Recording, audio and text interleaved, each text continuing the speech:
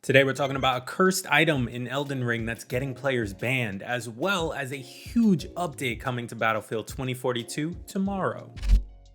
Now this is going to be the weirdest start to a GameSpot news video ever, but if you're roaming the lands between in Elden Ring and you see a pair of panties laying on the ground, do not touch them. These forbidden undies are a piece of leg armor called the Deathbed Smalls. The item reportedly belongs to a set alongside the Deathbed Dress, but unlike the dress, the panties are unobtainable through a quest and seems to have been cut from the game's final release. Now this should be where the story ends, but PC players have of course hacked their way into equipping Fia's panties. One of these players, ironically named Pantsu Dealer, is invading other worlds and leaving the cursed item behind for unsuspecting players. This has resulted in tons of 180-day ban reports from players on the Elden Ring subreddit. So I repeat, if you are roaming the lands between and you see a pair of panties on the ground, leave them there. Do not touch them. In other Elden Ring news, the famous "Let Me Solo Her" is now an NPC summon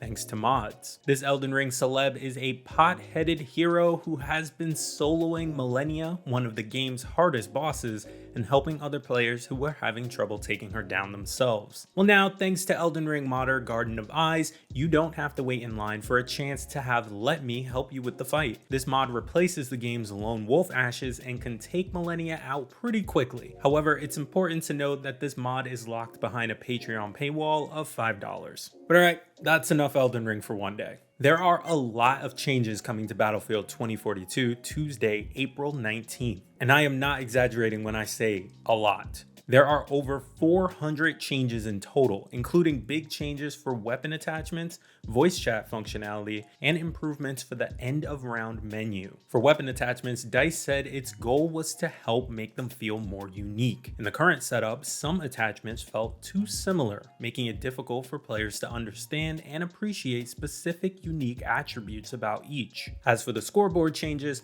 the new UI for this will now display at the end of round screen as well as displaying in-game. The addition of voice chat is pretty straightforward. It's now available for parties and squads. This was one of many features that players have begged for since launch. There are also some changes to specialists, such as Rao now having one of Pake's traits, Sundance being able to leave grenades sleeping on the ground for ambushes, and McKay more easily grappling moving vehicles, but no changes towards a more classic class system yet. The file size for this patch has not been disclosed, and this is a very small sampling of what the new patch will offer. For the full list, click the link in the description of this video. Now, is this update going to be enough to bring you back to 2042, or are you just waiting for Godzilla to get into Warzone? Because I mean, there is a new tease and it looks like it's definitely going to happen. So let me know which one you're more excited for, Battlefield or Godzilla.